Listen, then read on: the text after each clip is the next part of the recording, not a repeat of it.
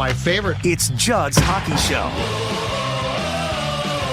That's right. It's Judd's Hockey Show on a Monday. It's Judd. It's AJ. It is some major breaking news regarding a rich contract extension for a very deserving guy. Brock Faber breaks the bank, so to speak, but I think it's a good deal for both sides. We will talk about that in 1 second. But, Age, today also marks the first day of the Score North Power of Sports auction, benefiting the Courage Kenny Rehabilitation Institute. All week long, we have a variety of great experiences in which you can bid. Some involve the Wolves, some involve the Twins. The teams have certainly been kind enough to help us. This is a subject and a charity and an auction near and dear to our hearts. It goes way back to our radio days as well. They do absolutely great work. Go to check out the items. scorenorth.com/auction. scorenorth.com/auction. Our goal is to raise at least $15,000 this week. And if you're not familiar with Courage Kenny, they work with children and adults who experience life-altering injuries and disabilities, offering a full range of innovative rehab therapy covering physical, occupational, and speech. I was out there about 5 years ago, and I'm going to tell you right now, the work they do is absolutely inspiring. It's fantastic.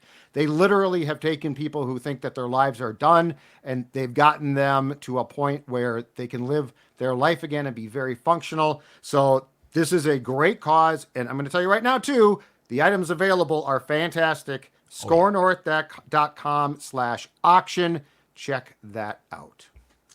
Yeah, and one of them is, I think, a wild game in a suite with you and I there. Yeah, that should be a fun time. Very nice. Yeah, I can't wait. That'll be a fun time. There's a Wolves one, I think, with some great seats. I believe there's a dinner included at Red Cow and an Ant Edwards signed jersey. Ooh, which in and of itself is a great thing because we're talking about a superstar player there to get your hands on. All right, so let's talk about Brock Faber's contract extension. I don't think this can be considered a surprise. Like, we knew that there were talks ongoing, didn't know when it was going to be done. I don't think anybody feared that it wouldn't get done. Well, it's done now, and it is reportedly an 8-year, $8.5 million extension here for a guy who I thought personally should have won the Calder Trophy Rookie of the Year this past season that went to Connor Bedard. I think personally that if Brock Faber continues to track the way that he did as a rookie, he will become perhaps a Norris Trophy winner, but certainly he will be in that race on an annual basis.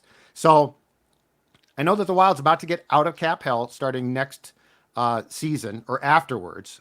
So they have one more year left of Parise and Suter dragging them down contractually. But I think if you were going to find a way to spend your money, AJ, that this is a very good start. I see no downside to locking up the former Gopher long term. Yeah, I mean, when you think about it, he's 21 right now, so he's on his entry-level deal for one more season. And then now the Wild have locked him up until it looks like the end of the 2032-33 season. So that summer of 2033, if you want to look that far ahead, that's how long you can expect to see Brock Faber in a Minnesota Wild jersey. And it looks like it's being reported as well that there is a no-move clause and a 15-team no-trade clause after the 5th year of the extension. So not that I think they're even going to think about moving this guy. I'm fine with this one. This one makes sense. This is one a makes premium. sense. This is a premium product. You know, Sorry, you're right. You don't really want to move him to begin with, but you know, it's there. It doesn't really matter at the end of the day. Who knows? Maybe come that, who knows the state of the Wild in 2032. But right now, I have no quarrels with it. That is fantastic. This is a guy that, like you said, Judd, 21 years old. He stepped in, but he looks like he's tracking to be a perennial Norris Trophy candidate in the conversation. There's a lot of other great defensemen, especially young great defensemen in the NHL, and in a league where I think, unfortunately, the Norris Trophy has shifted from best defenseman to who plays defense and puts Erik up the most Karlsson points. scored a bunch of goals. I don't care if he sucks on defense. Yep. You're right. He's going to be in that conversation, I think, for the next decade. So this looks like a no-brainer, and I think 4 years in, you're going to say, how would they get this guy locked down at $8.5 million? Right now, it seems a little big. It's the largest AAV for a defenseman in franchise history. But when you get, as the cap continues to increase, as the years go on, they're going to have these guys like to bigger and bigger deals. Same thing I think we're going to say about Joel Eriksson Ek here in like another year or two. You could even maybe argue it now at, what is he at, 6.25 or something like that? Mm-hmm. You're going to say Brock Faber, how on earth did they get this guy at $8.5 million for 8 years? And, you know, you're going to get him at that in 2029. Like, he's going to be a prime-time defender in the NHL. This looks like a no-brainer. Great job, I think, by Bill Guerin and crew. 8 times 8.5 might be, and this is going to sound nuts right now, but with how good this kid was, assuming that continues, and I have no reason not to assume, like the way he played was not, oh my God, he had a great year, but 8 times 8.5, I think is a hometown discount of sorts. I think if he plays out his contract, like if he's like, no, screw it, let's see what I can get, which his personality, he wasn't going to do that, but if he did, and he takes himself to market, I think he gets more. So, yeah, I see no downside here. And I think it's a deal in which it's going to be good for both sides. I also like this. It also shifts things more towards age, in my opinion, where they're going with this team, or more particularly where they should be going, right? Like he's going, like Brock Faber, in my opinion, is future captain material, perhaps. He's the type of guy I want to have the type of money where he is, how can I put this? He is deemed to be one of the most important players, not only because he's damn good, but because he was rewarded as such. So like if there was a blueprint for all I complain about, and I'll complain about this till I die, Marcus Foligno, no trade. Mm-hmm. What are you doing? Freddie Gaudreau protection. What are you doing? Ryan Hartman. What are you doing? This is a contract that both from a financial standpoint and the clauses that he got protecting him from potential trades or moves, I'm on board with. This is the exact type of guy to what you said. I want to get that. This is why I don't give these out like candy to everyone who like, I like it here. I'd like to stay. Well, that's great, but I might like to trade you. Brock Faber does not fall into that list. Now, maybe in 5 years, if this team has not made progress, which would be extremely disappointing, then, you know, things change. But yeah, this is one that's not surprising, but I would say if you're a Wild fan, you should be very happy that this got done. Yeah, and this is where I wish Cap Friendly was still around, because I know their site back and forth. I'm trying to navigate Puckpedia. They just don't have a clean like way to compare him to Call other. the Capitals, get him to free Cap Friendly. What Washington Capitals? What are you doing? Why are you killing the PR? Doesn't make any. I just want to compare this deal to other like top, like Darnell Nurse. I know he makes about that, if not more than that. That's an easy win for like the Wild right there. And to your point, hometown discount. I think so. I mean, he wants to stay here. He wants to be here. He likes the room. He likes just playing in Minnesota. This right now, you're gonna say, okay, it's $8.5 million for a guy that's 21. He played 1 year. Oh, it's too small of a sample. No, it's not too small of a sample size, because he came in and he had that immediate impact. Yeah. He immediately, like, there was no falter. There was no ramping up period. You saw it when he got plucked in the playoffs. What, a year and a half ago now? Like, yeah, he's fine. He's just fine. I don't see Judd, I don't see a downside to this deal. Like, can you find one thing that is concerning, that is a red flag for you? I can't. No. And he's a good kid. He's a good kid. He's a very smart player. I found here on Spotrac, defenseman's AAV in the National Hockey League. Adam Fox, Darnell Nurse, 12 mil. Drew Doughty, who's still really good, but he's older than me. Drew Doughty, Miro Heiskanen, 11 mil. Cale Makar, 10.6 mil. Dougie Hamilton, 10 mil. Erik Karlsson, 10 mil. I would not pay him that. No. Morgan Riley and Thomas Chabot of Toronto and Ottawa, respectively, 10 mil. Quinn Hughes, 9.5. Zach Werenski, 9.5. Roman Josi, 9. This is akin to the AAV of Charlie McAvoy of Boston, who I think you can actually compare Brock to a little bit. Torrey Krug, I would prefer to pay Brock right now. Those two also are at 8.5. So yeah, this fits in. I mean, this was definitely in some ways, you know what, Age? This is very comparable to the Christian Darrisaw contract that the Vikings just did. Premium position, left tackle, big payday, way before it was necessary. That is going to look like a discount. Like that's going to look like potentially a bad contract for the player, but he gets the upfront money, he gets the security. Same for Brock. So I think ultimately we're going to look at this as a win for both sides, but this is certainly not a player who walked in, pounded on Billy Guerin's door, and demanded a huge sum. Again, there's guys making more than Brock that I think you could probably make a case a bit long in the tooth. There's no way Erik Karlsson should be on that list, but I'll take it, and it helps you actually cap-wise. And like, just looking at some of these other names too, one that sticks out to me, he's what now? $500,000 behind Cale Makar in his AAV deal. Yep. Cale Makar is 22, so he's a year older than Brock. And granted, this guy is unbelievable, and he should get paid $9 million a year. Yep. But his deal, it ends in 2026. So the Avs are going to have to immediately turn around and up that. He's going to make 12 mil, probably. He'll be the top. Or more he'll probably go 12, 5, 13 by then, right? Yeah, by that time, yeah. And I'm just, exactly. But that's how much.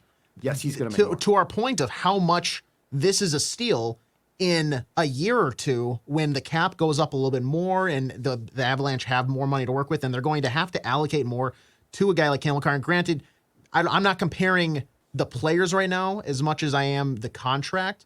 Yep. It's going to look like such a steal. 8.5 and that doesn't even kick in. And that's the thing. He's got one more year on his entry level deal. So you have 9 more years of Brock Faber in a Wild jersey guaranteed.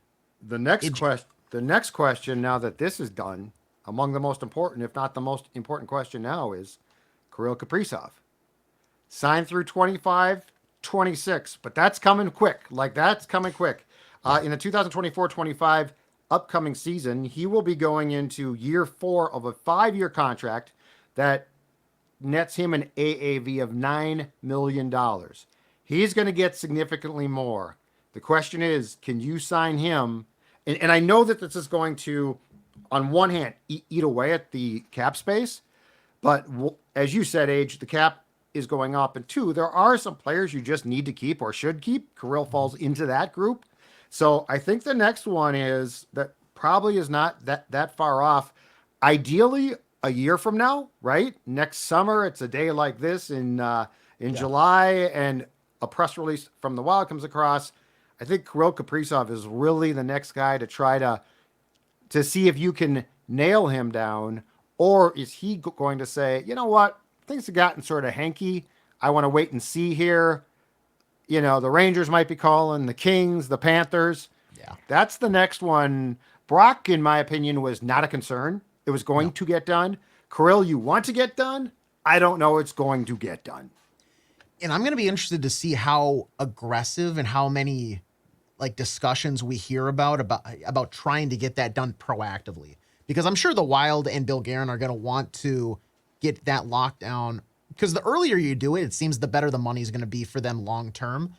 But as we've talked about previously on this show and with Jesse Pierce, it kind of comes down to you have to sell to him because he has the chance to be an unrestricted free agent. So he can really leave and have a Marian Gaborik situation where you just get nothing for him. You'd have to trade him. You'd have to trade him. You'd either have to trade him if there's even which I don't even want to think about right now. But if you can go next year, have positive discussions, and now we've said, and this is where it kind of gets complicated because we've said that this year you don't need to be winning, and I still don't think you do, but you have to be selling in the background of that future for the program, for the franchise.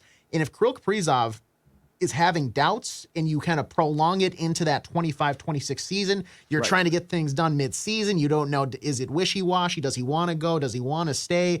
Yep. To your point, it's like you're playing poker at the end of the day, and it's either you're going to have to trade him. Can you have that distraction mid-season of trying to reach an extension, how much money you're going to have, because then the following 2 seasons after that, Matt Boldy's going to be up and he's at $7 million a year. You would have to trade Kirill if Kirill basically says, I don't know. And you think that means that he wants to go east, he wants to go south. Yeah. The Russians love Florida. Yeah. I think you'd have to trade him either the summer going into the 25-26 season, or if you want to push it and try and sign him up until the deadline of March of 26. But you cannot, we cannot have a Gaborik repeat. And we're talking worst case here, but that's why I think it's so important to get ahead here, to sell him on. There's a difference between, hey, this team not going to make the playoffs, but they're tracking right. There's a difference between tracking right and it's going to get better, or selling zero hope, which I don't feel that this team is not. They've got components. I think they built up a system that I actually like. So I don't see them tracking as, oh my God, they're just going to be stagnant or they're just, stuck in the muck. But yeah, the Kaprizov thing is going to have to be resolved. And that's why timing is important here. It's going to have to be resolved way before, because we think, 25, 26, that's a couple of years from now, Yeah. No, it's going to be here soon. I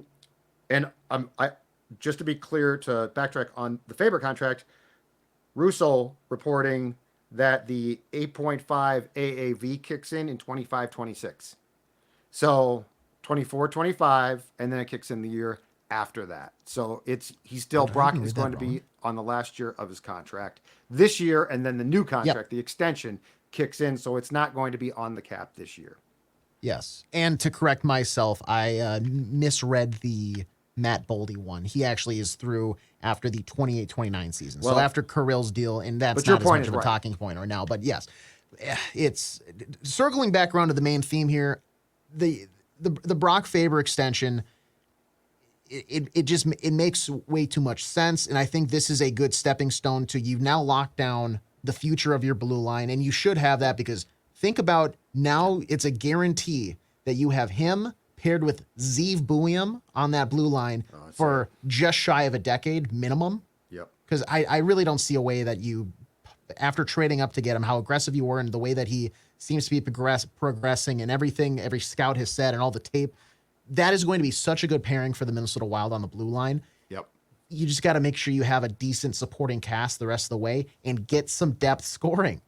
And that's where the guys that they have in the system, Judd, that we've talked about numerous times, they're coming up. They need to A, get chances so that they can then develop, and B, then you have to you have to keep hammering it home. You have to commit to the plan.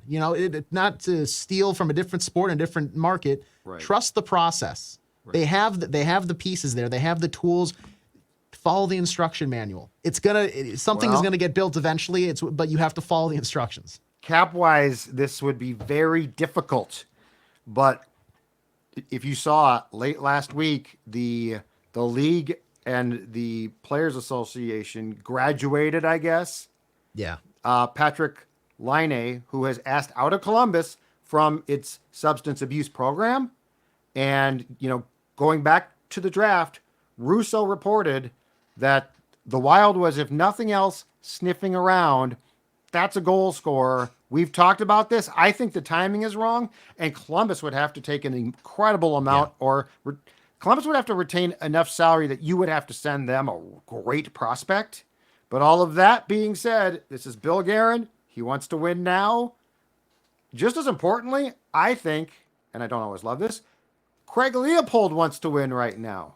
So, and could they try and justify such a move? Because, oh my God, we have to show Kirill something. So anyway, that's a subject probably for Wednesday's show with Jesse as well, Age. What's next?